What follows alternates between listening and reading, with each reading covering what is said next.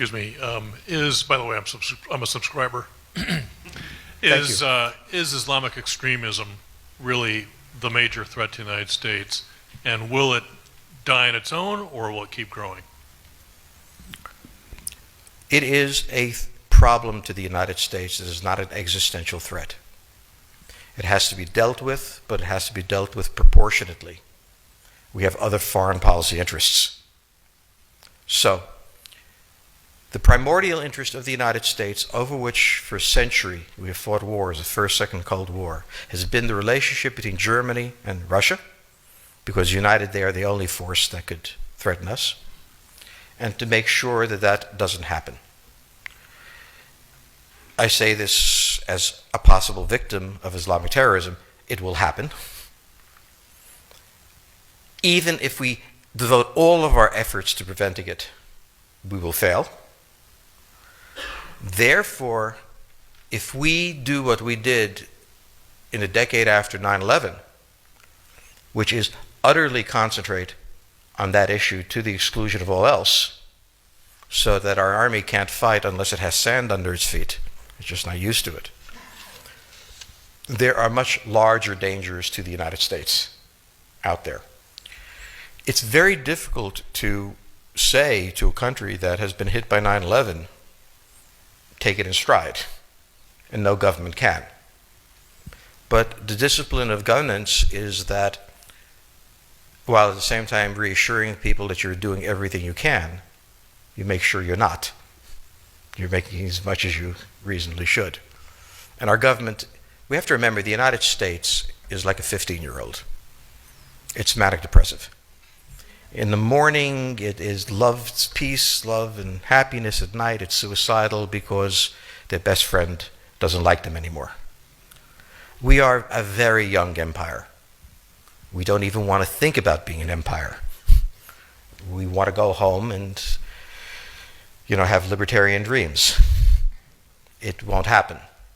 But it takes us a very long time to become mature. George Bush had no idea that his presidency was going to be about 9/11 and had no idea how to respond, and neither did his critics. Barack Obama decided he could wish it all away. If he was nice, they won't try to blow him up. We have to find a pattern of governance that combines an American republic with what it never wanted to be. But we're almost 1/4 of the world's economy. We are going to piss people off a lot.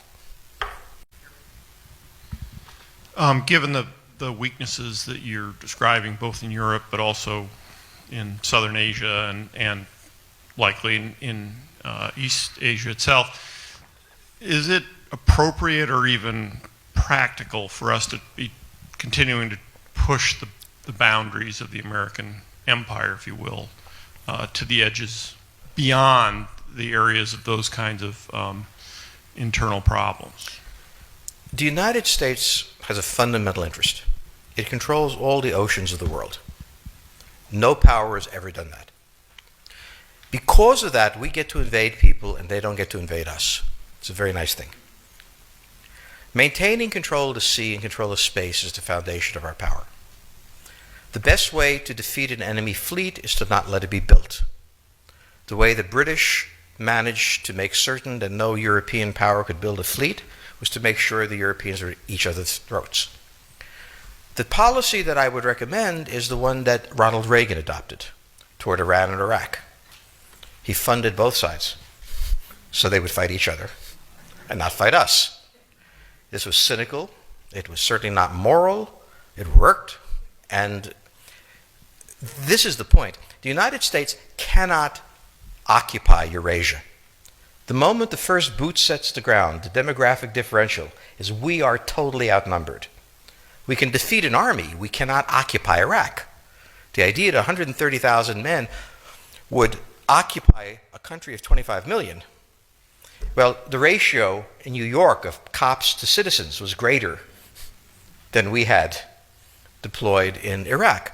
So we don't have the ability to go across, but we do have the ability to, first, support various contending powers so they concentrate in themselves with political support. some economic support, military support, advisors, and in extremis, do what we did in Japan, in Vietnam, in Iraq, and in Afghanistan, spoiling attacks. The spoiling attack is not intended to defeat the enemy. It's intended to throw him off balance. What we did in each of these wars, in Afghanistan, for example, is we threw Al-Qaeda off balance. The problem we have, since we're young and stupid, is that having thrown them off balance, instead of saying, okay, job well done, let's go home, we said, well, that was easy. Why don't we build a democracy here? This was the moment of dementia that came in. The answer, therefore, is the United States cannot constantly be intervening throughout Eurasia. It must be selectively intervening and very rarely.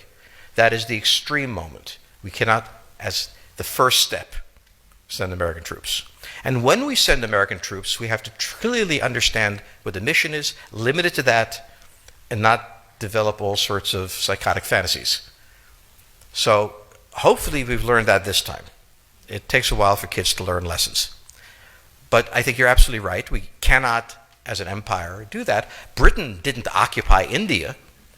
It took various Indian states and turned them against each other and provided some British officers for an Indian army. The Romans did not send vast armies out there. It placed kings like, various kings it created under the emperor, and those kings were responsible for maintaining the peace. Pontius Pilate was an example. So empires that are directly governed by the empire, like the Nazi Empire, fail. No one has that much power. You have to have a level of cleverness. However, our problem is not yet that. It is actually admitting that we have an empire. So we haven't even gotten to that point where we don't think we can kind of go home and it'll be over and done. And so we're not even ready for chapter 3 of the book. Is it in the U.S. interest to dispense with Russia as a European power? Could I add? I didn't hear you, I think. Is it in the U.S. interest to dispense with Russia as a European power? With Russia as a European power? Yes. I'm just curious, how do you foresee the architecture once it implodes? What will happen? It's a frightening scenario. Can you tell us a bit more? Well, remember the structure of Europe. From St. Petersburg to Rostov, you draw a line. To the west of it is the European peninsula. To the east is Russia. No one has ever permanently occupied Russia. But Russia has always moved westward. Now it's its furthest point east. The line, incidentally, is roughly the border of the Baltics, Belarus, and Ukraine. The question on the table for the Russians is, will they retain a buffer zone that's at least neutral?